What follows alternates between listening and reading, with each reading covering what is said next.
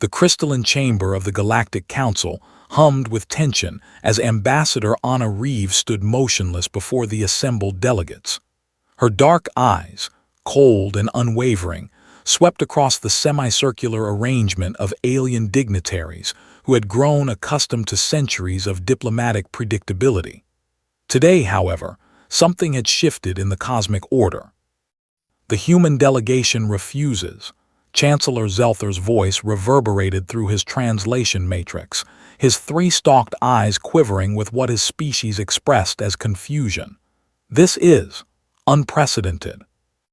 Anna's lips curved into something that wasn't quite a smile.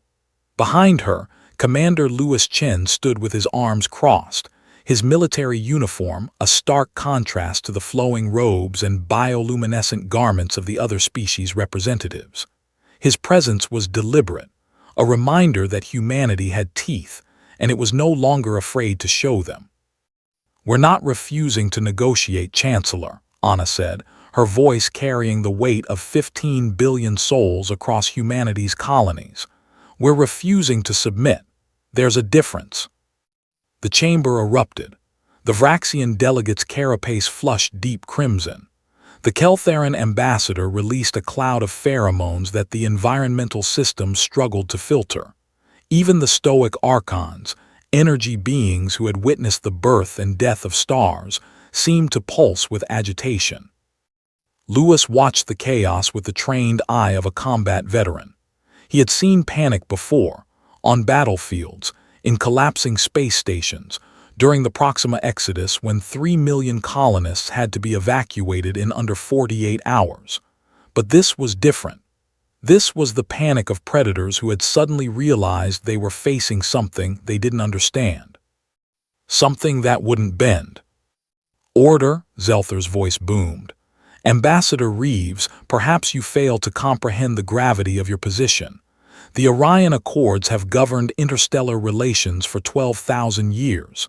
Every species, upon achieving faster-than-light capability, has accepted the terms. Every single one." Anna took a step forward. The simple gesture made several delegates flinch. "Then perhaps," she said softly, "it's time for new terms." 3 months earlier, Louis had been on Europa Station when the ultimatum arrived. He remembered Anna's face on the holo display, her features tight with controlled fury as she relayed the Council's demands.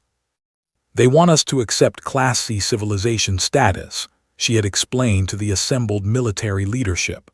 "Limited expansion rights, technology sharing protocols, population caps on colony worlds, and," she had paused, her jaw clenching, "they want representatives on Earth's government council." Louis had crushed the datapad he'd been holding. "They want governors."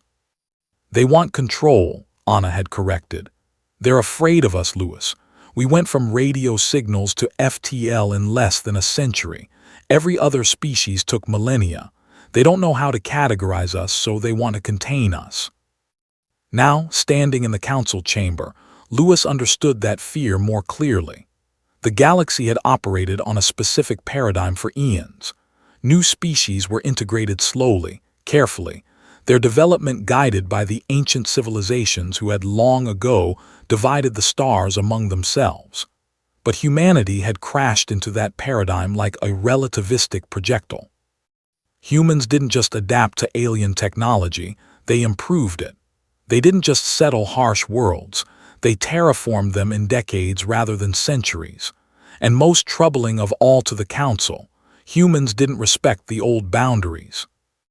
"The Antares sector is under Vraxian stewardship," Delegate Crix hissed, his mandibles clicking rapidly. "Your colony ships have no authorization to—" "The Antares sector," Louis interrupted, speaking for the first time, "was empty. 47 star systems, 300 potentially habitable worlds, and not a single settlement. You claimed it 8,000 years ago and did nothing with it." "That is not the point." Crix's voice rose to a shriek. "The claim is legal under council law. You cannot simply—" "We can," Anna said, "and we did, and will continue to do so." The silence that followed was absolute. Chancellor Zelther's eye stalks drooped. When he spoke again, his voice carried a note that the translation matrix identified as despair. Do you understand what you're doing? The Council maintains peace across 10,000 species. If we allow you to break the accords, others will follow. There will be wars, territorial disputes, chaos across. You mean the peace of stagnation? Anna cut him off. The peace where species are locked into their designated zones, where innovation is suppressed, where the same civilizations have controlled the same territories for millennia while younger races are kept in gilded cages. It is stability, an Archon interjected, its form pulsing with golden light. It is order. Without it, species like yours, aggressive, expansionist, unpredictable, would tear the galaxy apart. Lewis felt Anna tense beside him. He knew that word, unpredictable. It was what predators called prey that fought back. It was what empires called colonies that demanded independence. Stability, Anna repeated, tasting the word. Tell me, honored Archon, how many new species have joined the Council at full membership status in the last 1,000 years? The Archon's light dimmed slightly. 7. And how many have remained at Class C status, subordinate to their mentors, for that entire period? 234. I see.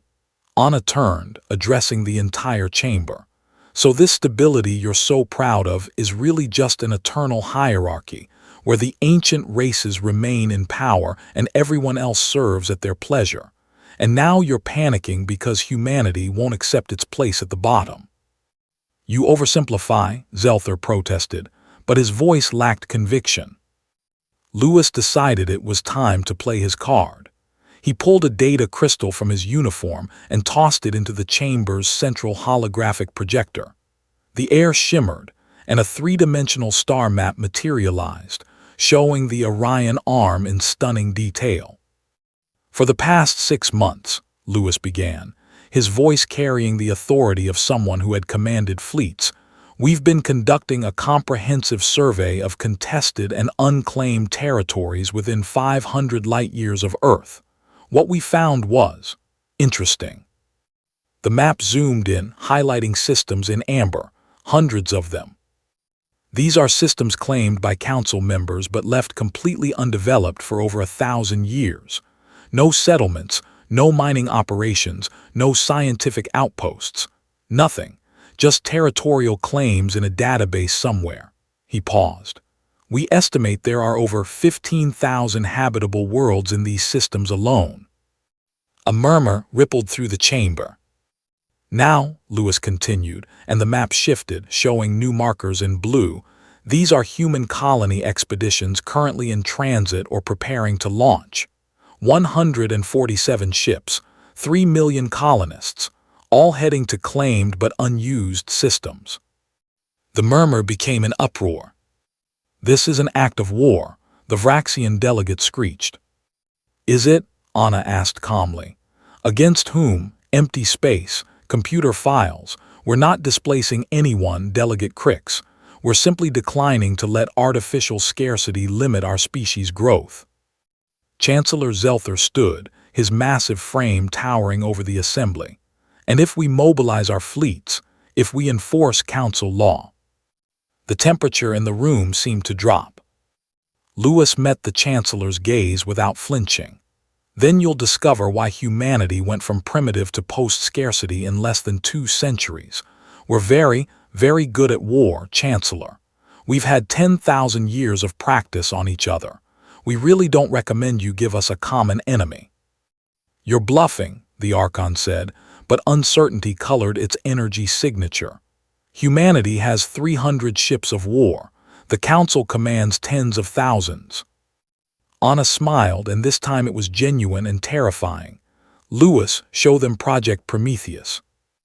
The holographic display shifted again. This time, it showed a ship unlike anything in the Council's databases. Sleek, predatory, bristling with weapons arrays that incorporated technology from a dozen different species, all of it reverse-engineered, improved, and miniaturized by human ingenuity. The Prometheus-class dreadnought, Lewis explained. "We've been building them in the Kuiper Belt shipyards for the past 8 months. Fully automated construction, AI-assisted design, modular weapons systems that can adapt to any threat profile. Each one can engage and destroy a council cruiser in under 40 seconds." "Impossible," Crix breathed. "We currently have 73 completed," Anna added, "with 200 more under construction. And before you ask, no, this doesn't violate any treaties we've signed because we never agreed to weapons limitations. That was in the accord you wanted us to sign." The implications crashed through the chamber like a shockwave. For 12,000 years, the Council had maintained control through military superiority. The ancient species had vast fleets, yes, but they were complacent, their technology stagnant. They hadn't fought a real war in millennia. Humanity had perfected warfare, and now they had the tools to export that expertise to the stars. Chancellor Zelther sank back into his seat, his eye stalks drooping in defeat. "What do you want?" "Full membership," Anna said immediately. "Equal representation on the Council, veto power over any decisions affecting human interests, and recognition of our territorial claims in unclaimed space." "That would make you one of the 5 prime powers," an Archon protested. "It took our species 4 million years to earn that position. You've barely achieved FTL." "Then perhaps," Lewis said quietly, "your criteria for prime power status need updating. We're not asking for control over other species. We're not demanding tribute or subordination. We just want the same rights and freedoms you already enjoy." "And if we refuse?" Zelther asked, though the answer was already written in the defeated slump of his posture. Anna's expression softened slightly. "Then we proceed anyway and the Council becomes irrelevant. We'll make our own alliances, set our own rules, and in a century or two we'll be the dominant power in this region of space whether you like it or not. But we'd prefer to do this cooperatively. Despite what you might think, we're not conquerors. We're builders, explorers, dreamers. Give us room to grow, treat us as equals, and we'll contribute to the galactic community in ways you can't imagine." "And if we try to stop you by force?" the Vraxian delegate asked, his voice barely a whisper. Lewis's expression turned cold. "Then you'll learn why every predatory species that ever evolved on Earth is extinct except us. We don't start fights, delegate, but we sure as hell finish them." The chamber fell silent. Outside the crystalline walls, the stars shone eternal and indifferent. Inside, the representatives of 10,000 species grappled with a new reality. The galactic order they had maintained for eons was crumbling, and the architects of its destruction were a species barely 200,000 years old who refused to be told where they could and couldn't reach. Chancellor Zelther looked around the chamber, reading the fear and uncertainty in every delegate's posture. He had lived for 8 centuries, had guided the Council through countless crises, but never one like this. Never had he faced a species that combined such technological prowess with such absolute unwillingness to compromise. Finally, he spoke. "The Council will deliberate. We will adjourn for 3 standard cycles and reconvene with a proposal." Anna nodded. "We'll be here, but Chancellor, don't take too long. Those colony ships won't stop themselves, and we have another 200 ready to launch next month." As the delegates filed out, many casting nervous glances at the human delegation, Lewis leaned close to Anna. "You think they'll accept?" "They don't have a choice," Anna replied. "They can either adapt to a galaxy with humans as equals or watch their entire system collapse. Either way, we're not going back in anyone's cage." Lewis smiled. "You know, when I was a kid, I used to dream about first contact with aliens. I imagined wise, benevolent beings welcoming us to a galactic family. And instead we found a cosmic bureaucracy run by species who forgot how to dream." He looked at the star map still hovering in the empty chamber. "I think we're doing them a favor, really, reminding them that the universe is big enough for everyone, if you're brave enough to reach for it." Anna squeezed his shoulder. "Come on, Commander. Let's go prepare for the next round. Something tells me they're going to try to negotiate down our demands. And we're going to remind them, very politely, that we don't negotiate from a position of weakness anymore." As they left the chamber, neither noticed the small device left behind, a human recorder documenting every moment. The footage would be broadcast across human space within hours, and soon every colony, every ship, every settlement would know.